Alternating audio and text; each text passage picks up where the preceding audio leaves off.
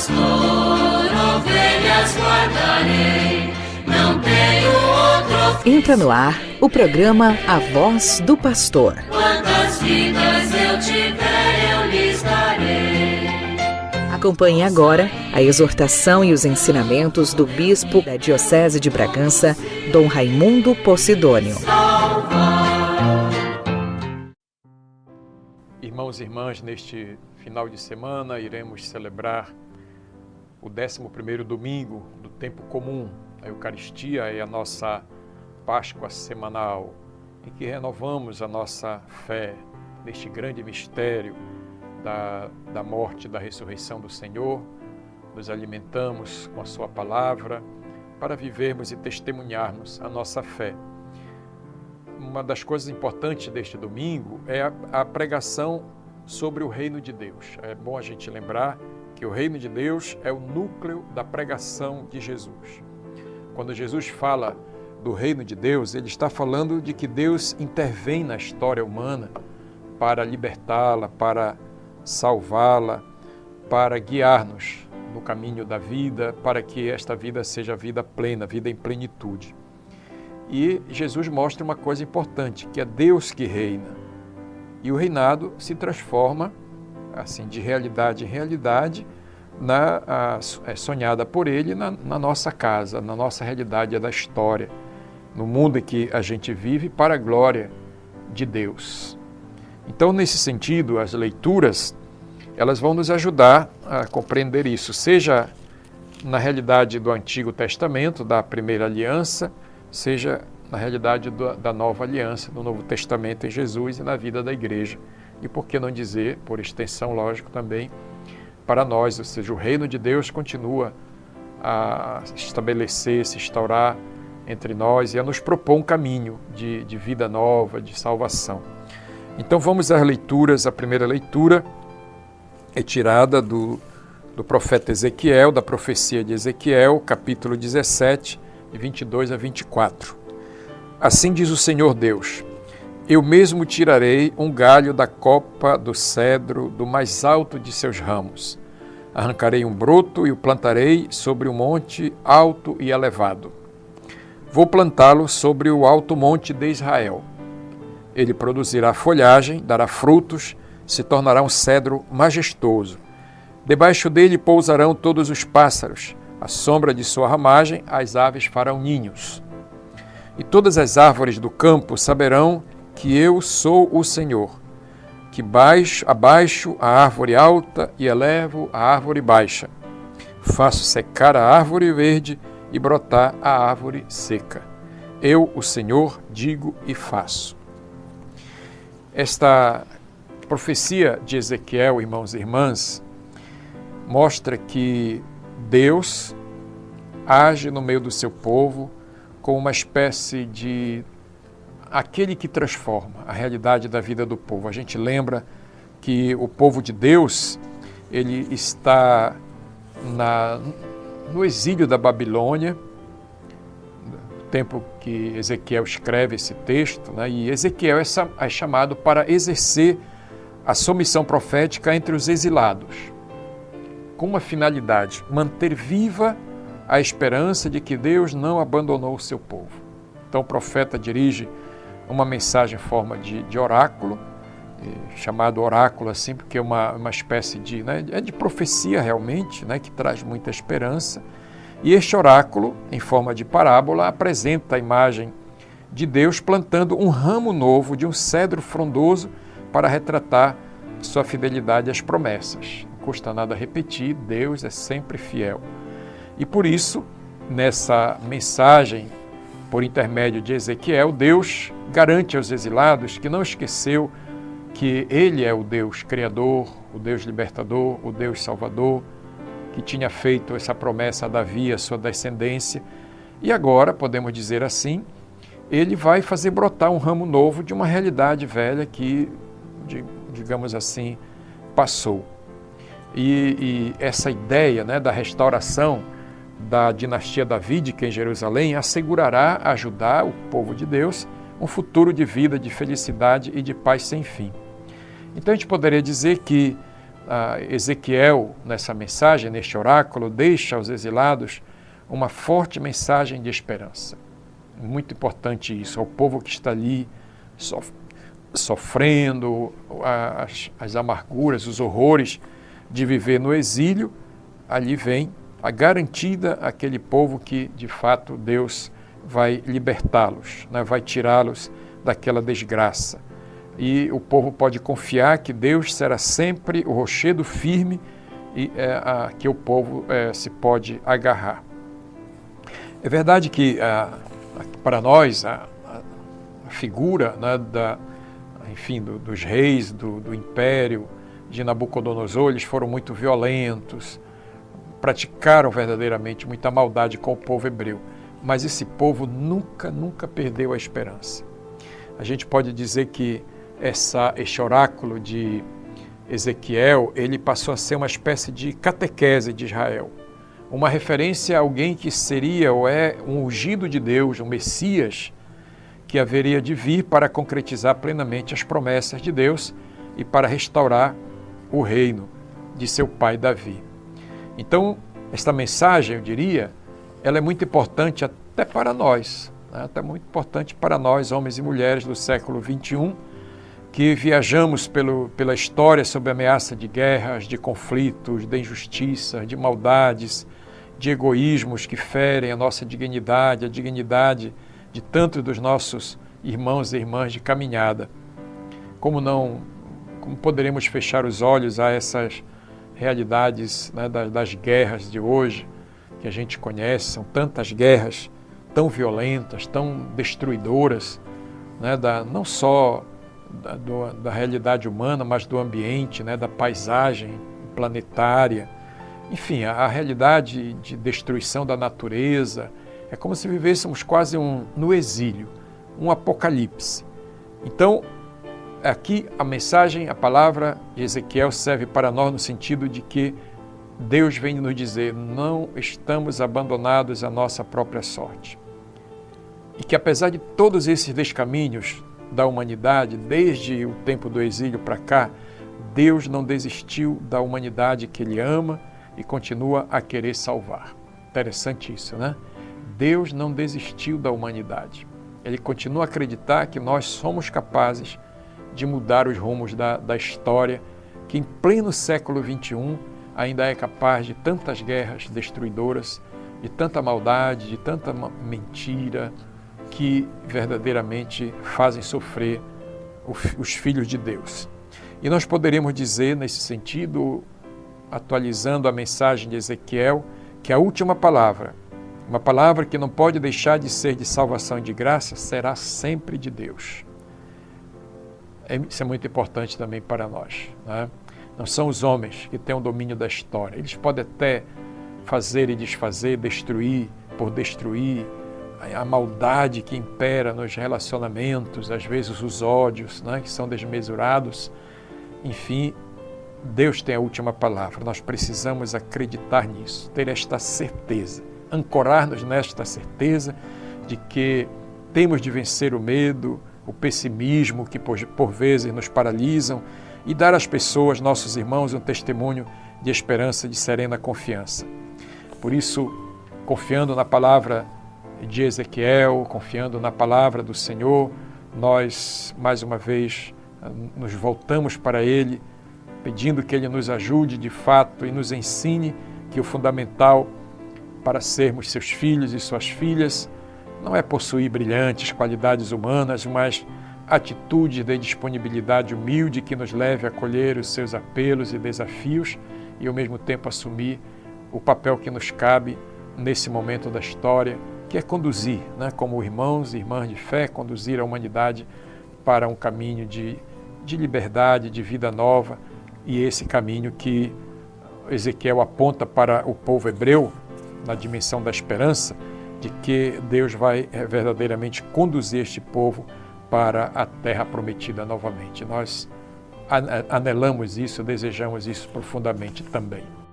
Estamos apresentando A Voz do Pastor. Apresentação Dom Raimundo Posidônio.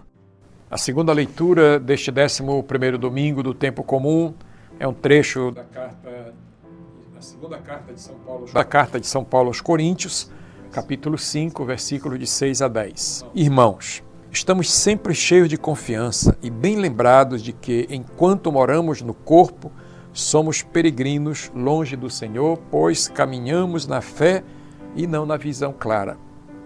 Mas estamos cheios de confiança e preferimos deixar a moradia do nosso corpo para ir morar junto de Deus, junto do Senhor. Por isso também nos empenhamos em ser agradáveis a Ele, quer estejamos no corpo, quer já tenhamos deixado essa morada. Aliás, todos nós temos de comparecer às claras perante o tribunal de Cristo, para cada um receber a devida recompensa, prêmio ou castigo do que tiver feito ao longo da sua vida corporal. Que maravilha essa carta, né, irmãos? Uma beleza de leitura da segunda carta de São Paulo aos Coríntios.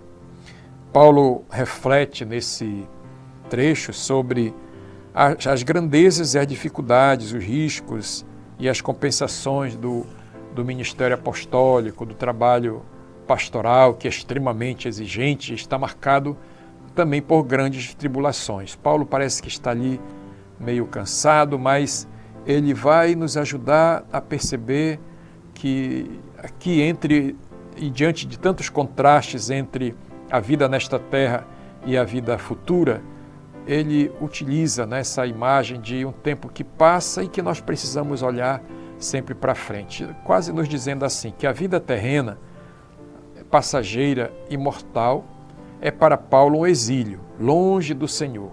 Vivemos longe do Senhor. Este tempo de exílio neste mundo, caracterizado por um conhecimento de Deus parcial, é como ele diz, o tempo da fé. Interessante isso, né? É o tempo da fé. Paulo, como todos os verdadeiros crentes, anseia pelo tempo da visão, isto é, pelo tempo do encontro face a face com Deus. Então, a vida que nós vivemos, digamos assim, é uma vida que caducará, né? Que será e é transitória e dará lugar a uma vida gloriosa e indestrutível. Então, uma leitura assim bem profunda desse texto, né? Ela nos ajuda a perceber essa realidade de uma outra vida, uma vida nova, plena e eterna. Isso, para Paulo, não significa aliar-se das responsabilidades que temos como crentes, como fiéis, enquanto caminhamos neste mundo finito e transitório. Porque às vezes, de repente, a gente pode dizer, não, aqui é só passagem, então, ou a gente relaxa, né, e cria uma mentalidade assim, muito espiritualista das coisas, alienando-se dos compromissos, ou então a gente relaxa de vez, né, e não quer saber de nada. Então, por isso, a gente pode dizer que, para Paulo e para nós, há algumas exigências de Deus nesse nosso caminhar à luz da fé. Ou seja, assumir as nossas responsabilidades, enquanto discípulos comprometidos com Cristo e com o seu reino. Então, a preocupação de Paulo é apresentar realmente aquilo que nós chamamos uma doutrina escatológica, isso é muito importante também, né, para nós, que é perfeitamente definida. E lembrar aos cristãos a sua condição de peregrinos, que não tem morada permanente nesta terra, e que nós temos o destino final da nossa vida, do homem e da mulher, é o encontro com o Senhor, a vida plena e definitiva.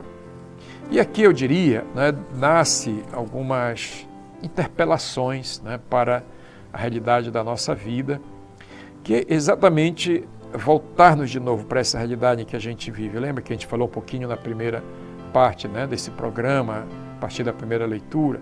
Então vivemos numa civilização, num quadro civilizacional em que, né, que é profundamente marcado por uma cultura do provisório, que dá prioridade ao que é efêmero, sobre as realidades perenes, com a marca da eternidade. Parece que no tempo de Paulo havia muito isso também naquela comunidade, né? E por isso ele acentua, ele sublinha essa realidade de um tempo provisório, é verdade, mas que aponta para algo maior.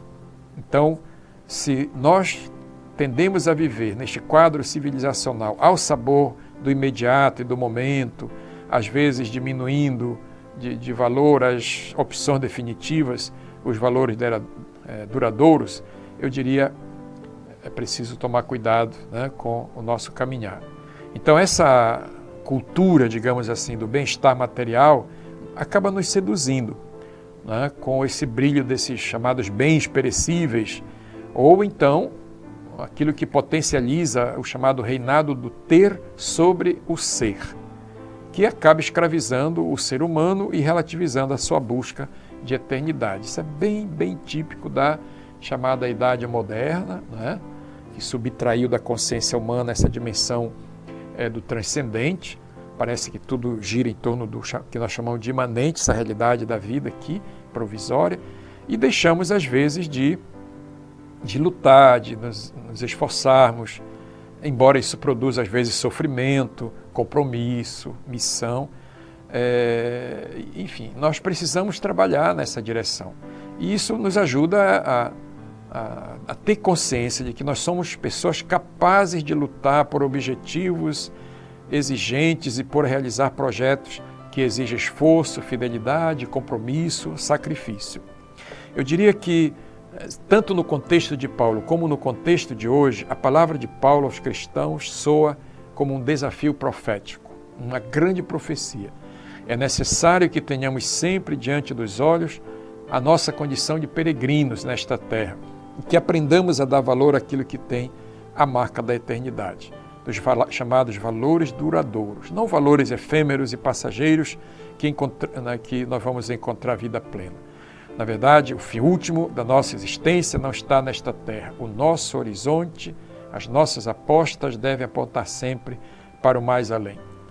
Por isso, o fato de vivermos a olhar para o mais além, não pode nos levar a ignorar as realidades terrenas, os grandes desafios que nós temos aqui como compromisso na construção da cidade dos homens, como dizia Santo Agostinho, tendo como medida e parâmetro a cidade de Deus.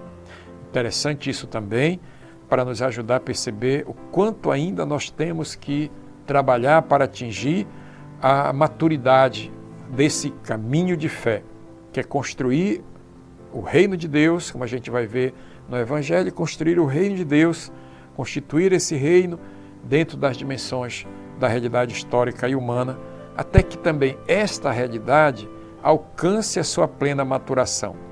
Quando tivermos ultrapassado aquilo que é transitório e efêmero da história e do tempo presente. Se nós vivemos, como falamos, numa espécie de exílio, vamos lembrar de novo da primeira leitura do exílio da Babilônia, onde o profeta Ezequiel, ele, através dos seus oráculos, afirmou a fé e a esperança daquele povo de que aquela realidade de dor, de sofrimento, iria passar.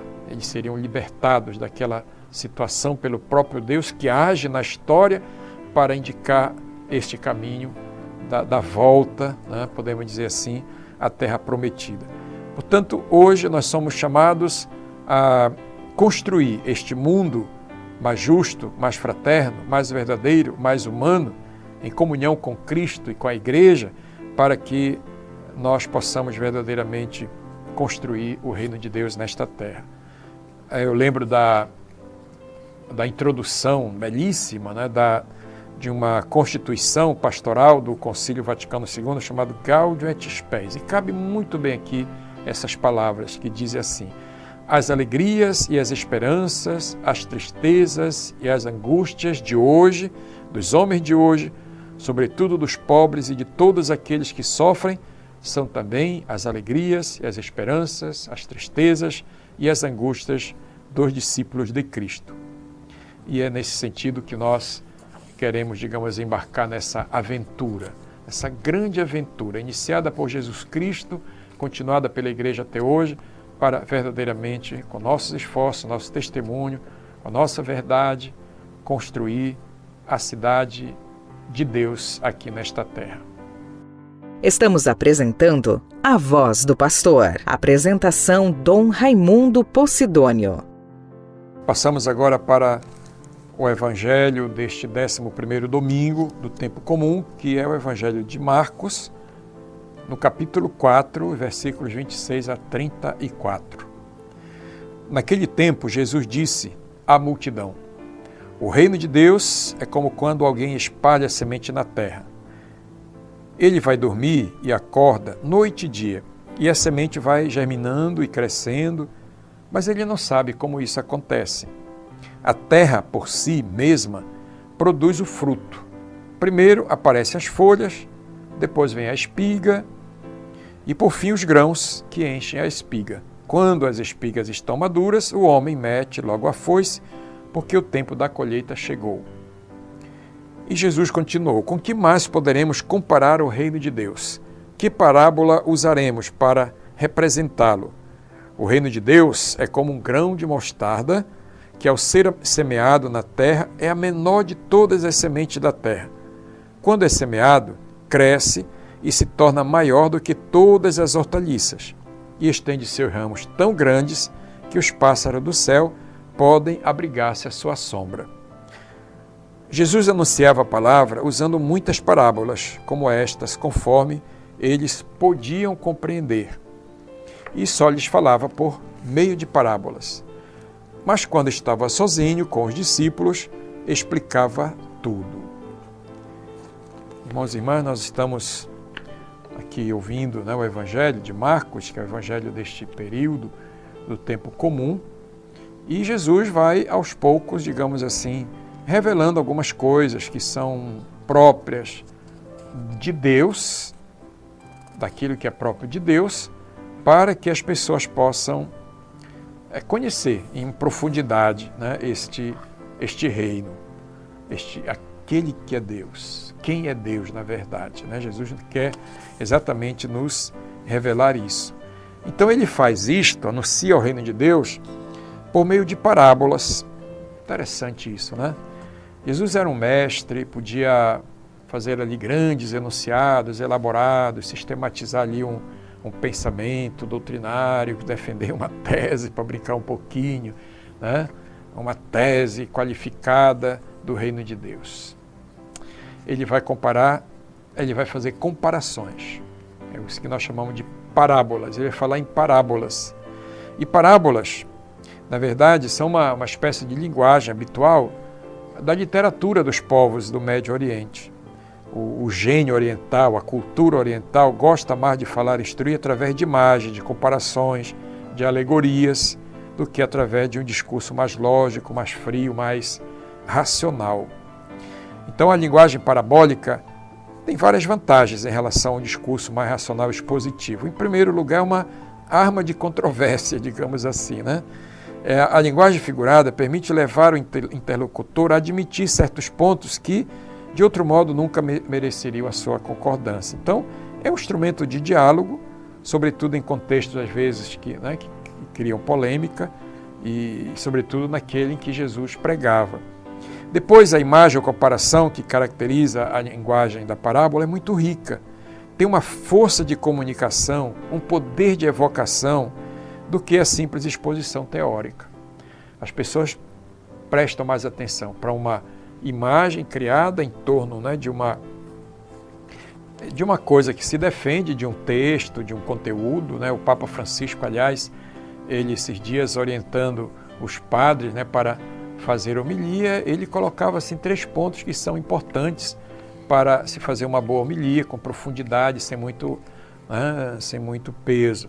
E uma delas, eles usem imagens, façam as comparações, assim como Jesus fazia, para exatamente nos ajudar a aprofundar a mensagem do Evangelho e, nesse sentido, fazer com que as sugestões que estão por trás das palavras, elas sejam verdadeiramente aceitas, como é o caso das parábolas desse 11º domingo comum. Então, a primeira parábola, como nós vimos, é a do grão que germina e cresce por si só. E diz uma coisa muito importante: tem a figura do agricultor, lógico, e o trabalho dele praticamente é apenas o ato de semear e o ato de ceifar, única e exclusivamente. O resto é com Deus. Ele podia até dormir e descansar o resto do tempo. Ele cala, ele descansa, ele vai fazer outra coisa. Talvez aqui e acolá regar, né? A semente, tirar as ervas que impedem de crescer. O resto é com Deus.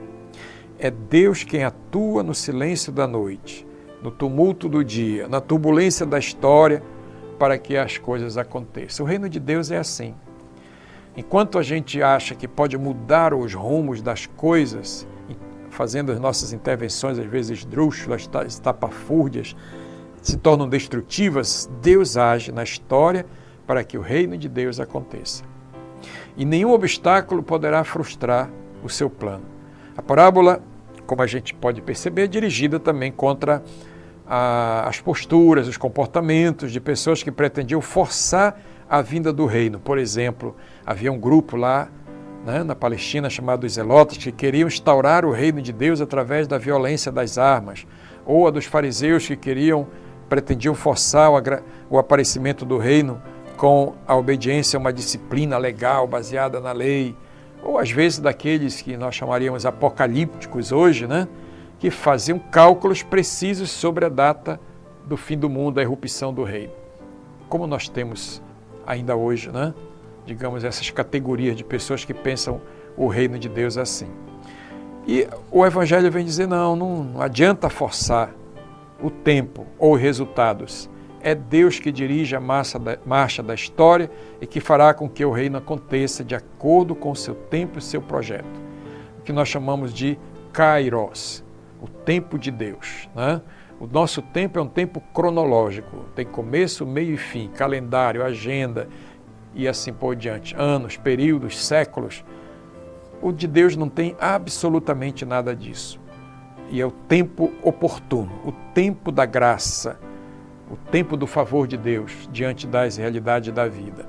A parábola, portanto, convida a serenidade, a confiança neste Deus que não dorme e nem se demite da ação que deve realizar, né, a seu tempo, de acordo com a sua lógica, tanto diante dos homens como diante, de todo mundo. A segunda parábola é a chamada parábola do grão de mostarda. Aqui aparece o paradoxo, digamos, né? O reino de Deus é uma semente pequena, do tamanho de um pontinho desse aqui do texto, mas produz uma grande hortaliça, que é chamada a maior hortaliça, né, das plantações. E ali vêm os pássaros e sentam e, né, fazem ali a sua morada, né? Então a comparação ela serve para dizer que a semente do reino, lançada por Jesus como anúncio, pode parecer uma realidade pequena, insignificante, mas está destinada a atingir todos os cantos do mundo, encarnado em cada pessoa, em cada povo, em cada sociedade, em cada cultura. O reino de Deus, portanto, não se acomoda, ele não se aquieta, ele é dinâmico, criativo, ele segue adiante. A semente, portanto, ela potencializa algo assim, efervescente, né, que é o reino de Deus. Isso se realiza, evidentemente, através de todos nós. De novo, podemos dizer, né, que essa parábola do grão de mostarda, como a primeira, nos convida a perceber que Deus age por meios insignificantes, que às vezes escondem o dinamismo de Deus que atua na história e oferece, né, a todos nós um caminho de salvação e de vida plena. Então, nesse sentido, né, como reflexão para nós, a gente pode guardar isto, né, que Jesus veio lançar nos corações a semente do reino de Deus. E ele fez isso com palavras, gestos, por toda a Galileia, Judeia. E talvez a maior parábola de toda essa história que se torna incompreensível para nós é a sua vida entregue na cruz. E ele deixou para nós a continuidade dessa missão. Nós somos hoje chamados a continuar a semear a semente do reino de Deus e fazer com que ela possa medrar, ela possa produzir os frutos que Deus espera de nós. É a nossa missão na terra, dar continuidade à missão de Jesus. E ao continuarmos a missão de Jesus, semeando o reino de Deus, a nossa preocupação não deve ser sobre como a palavra se desenvolve no coração das pessoas, mas a nossa missão consiste em semear sempre, sempre, em todos os lugares. A eficácia do crescimento pertence a Deus. Por isso, irmãos e irmãs, aproveitemos dessa palavra ouvida nas 3 leituras que foram aqui colocadas, para que isso possa ajudar tantos irmãos e irmãs a um processo de conversão, de fé, do seguimento de nosso Senhor, e que nós precisamos verdadeiramente realizar para construir o reino de Deus. E essa será a nossa missão de toda esta semana. Estamos apresentando A Voz do Pastor. Apresentação Dom Raimundo Posidônio. Irmãos e irmãs, aproveitando a oportunidade deste tempo de diálogo, de conversa com vocês, eu gostaria de fazer aqui algumas comunicações e alguns avisos da nossa agenda pastoral, da nossa diocese. A primeira delas é que eu, como bispo da diocese agora, o bispo diocesano titular, criei e constituí o Conselho Episcopal. Então tenho aqui, irmãos, o decreto, né, que nos ajuda a entender isto. Em conformidade com o cânon 473, artigo 4 do Código de Direito Canônico, para o bom governo e fortalecimento pastoral da Diocese de Bragança, Pará, havemos por bem, e assim o fazemos, por este decreto, constituir o Conselho Episcopal para os seguintes membros: Padre Gerenaldo Bezerra de Carvalho, vigário-geral; Padre Raimundo Elias de Souza, vigário episcopal da região Nossa Senhora do Rosário; Padre Fábio Lanoa de Nazaré, vigário episcopal da região São Francisco de Assis; Padre Francisco da Silva Ribeiro, vigário episcopal da região Marino Conte; Padre Mário Cristian de Araújo, vigário episcopal da região Dom Luiz Ferrando; e Padre João Ribeiro da Cunha, vigário episcopal da região Dom Eliseu. Dado e passado em nossa cúria diocesana, município de Bragança do Pará, sob o sinal e selo de nossas armas, no dia 12 de junho de 2024, e aqui o chanceler também assina esse nosso decreto, Padre Luciano Tomar de Oliveira, como é praxe nos nossos documentos. Isso será, evidentemente, arquivado e ficará, né, como testemunho desse momento do nosso trabalho, da nossa missão, e isso foi criado para ajudar o bispo nas tarefas, digamos, mais prementes, mais urgentes da vida diocesana, sobretudo no que se refere às regiões episcopais. Então, esse conselho é lógico, é um conselho consultivo, com as pessoas que estão à frente, né, dos trabalhos, seja em nível diocesano, como é o caso do vigário-geral, e em nível das regiões episcopais, no caso dos vigários. Isso está lá no direito e delega, digamos, essa tarefa, né, a essas pessoas que têm um papel importante, né, para brincar um pouquinho, são quase bispos na sua região e ajudam muito, né? Tem uma presença muito marcante, né, na vida da igreja, e por isso nós criamos esse conselho, e aqui e acolá, e temos mais agilidade também para as nossas reuniões, alguma dificuldade que apareça, a gente agiliza mais rapidamente com poucas pessoas, e assim a gente pode depois dar seguimento ou solução a alguns dos problemas.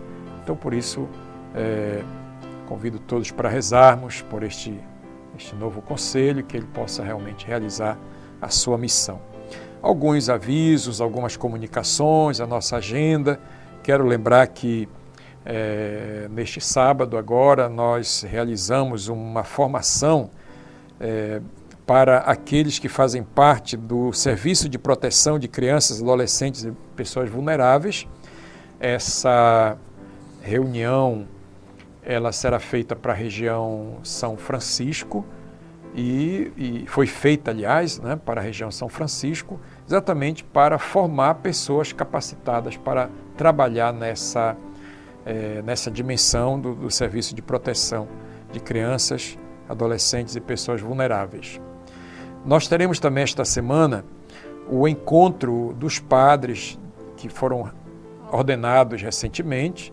Esse encontro será no dia 17 e 18 deste mês, segunda e terça-feira. São chamados padres novos, lá eu estarei reunido com eles. Nós teremos também no outro final de semana, no próximo final de semana, o sínodo da Eucaristia na sua complementação e ao sínodo sobre a unção dos enfermos. Como vocês sabem, estes sínodos, eles vêm realizados desde o tempo de Dom Luiz Ferrando para, assim, elaborar orientações, seja no nível teológico, litúrgico, sobre os sacramentos e também algumas normas práticas, concretas, né, da vivência desses sacramentos. Então, aqueles que forem convidados, as pessoas que são convidadas, já fizeram parte dos outros sínodos, estarão todos reunidos aqui em Bragança para este encontro entre os dias 21 e 22 deste mês. Lembro ainda e peço orações para a ordenação presbiteral do diácono Solano, que será realizado no dia 29, lá na paróquia Sagrado Coração de Jesus, em Paragominas. O diácono Solano já concluiu seus estudos, já fez o seu ano pastoral, já foi ordenado diácono e agora será ordenado presbítero e depois será destinado para alguma missão em alguma paróquia, né, e rezemos também por ele, pelo seu ministério presbiteral. Quero lembrar também que neste mês de junho nós estamos realizando, aliás, em nível praticamente global, planetário, que nós chamamos de mês verde, né? É um mês, campanha Junho Verde. Aliás, isso aqui é mais do Brasil, digamos, mas tem uma repercussão em nível nacional, em nível planetário, porque neste mês também nós celebramos o dia do Dia do Meio Ambiente e assim a gente integra esses acontecimentos a este grande movimento que a Igreja motivou para que acontecesse aqui no Brasil. Essa campanha, que foi uma iniciativa, podemos dizer assim, da CNBB, ecoando aqui no Brasil o magistério do Papa Francisco sobre o meio ambiente e, sobretudo, através da encíclica, a carta encíclica Laudato Si, que trata exatamente sobre o cuidado com a casa comum. E depois também numa outra exortação apostólica chamada Laudate Deum, que oferece uma profunda reflexão sobre a grave crise que a casa comum, a nossa oikos, né, ela passa, e nos ajudando a enxergar caminhos que possibilitem curar ou tornar mais saudável este nosso planeta adoecido. Então, a CNBB, né, ela procurou fazer uma campanha de motivação para isto, e a campanha foi estabelecida no Brasil pela Lei 14.393 de 2022, que altera a Política Nacional de Educação Ambiental e institui a celebração deste mês temático como parte das atividades educativas na relação com o meio ambiente.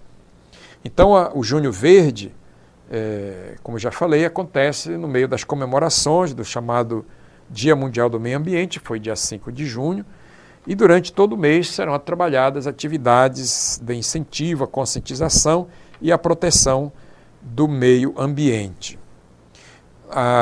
Essa campanha, ela tem ali algumas iniciativas que eu diria assim, que cada um, ou cada grupo, até nossas paróquias, né, elas podem realizar, como por exemplo a divulgação de informações sobre o estado de conservação dos biomas brasileiros, uso de espaços públicos, urbanos e turismo sustentável, cuidar um pouco mais, né, de nossa cidade, conscientização para o consumo, reciclagem, o uso da água, uma coisa importante, né? É bom lembrar que a água, apesar de termos bastante água, ela pode se tornar uma mercadoria, né? E tem também esses recursos podem ser esgotados, então nós temos que ter cuidado com o uso da água. Também visa a educação sobre a legislação ambiental brasileira, trabalha a preservação de culturas tradicionais, debate sobre a economia de baixo carbono, mudanças climáticas, degradação ambiental, e a gente está vendo quanto isso é importante, né, hoje em dia, devido a tantas catástrofes que existem aí na face da Terra, né, mesmo aqui mesmo do Brasil. Então nós precisamos discutir mais, aprofundar mais isto, e a formação de uma consciência ecológica cidadã. Isso é uma grande finalidade, portanto, dessa campanha de Junho Verde, que com certeza nos ajudará a tomar consciência, nos educará para um melhor relacionamento com as coisas criadas, as coisas de Deus, e que são a nossa casa, a casa comum que nós devemos cuidar, assim como a gente cuida da nossa casa em particular, né? Porque a casa comum é a casa de todos. Peçamos ao Senhor que nos ajude aqui no Brasil a tomar consciência cada vez mais, né, dessa questão, possamos dar a nossa contribuição. E eu me despeço agradecendo a sua atenção, todos aqueles que estão nas suas casas, nas suas comunidades, que aproveitem dessas reflexões para as celebrações da palavra, quando o Padre não está lá presente, e façam um bom proveito, que isso sirva para o reino de Deus crescer no ambiente que vocês vivem, e que tudo isso seja feito sob as bênçãos de Deus e a proteção de Nossa Senhora. Por isso, desça sobre todos a bênção do Deus Todo-Poderoso, Pai, o Filho e o Espírito Santo. Amém. Chegamos ao final do programa A Voz do Pastor. Nos encontraremos no próximo domingo. Os pastores num dia de sol.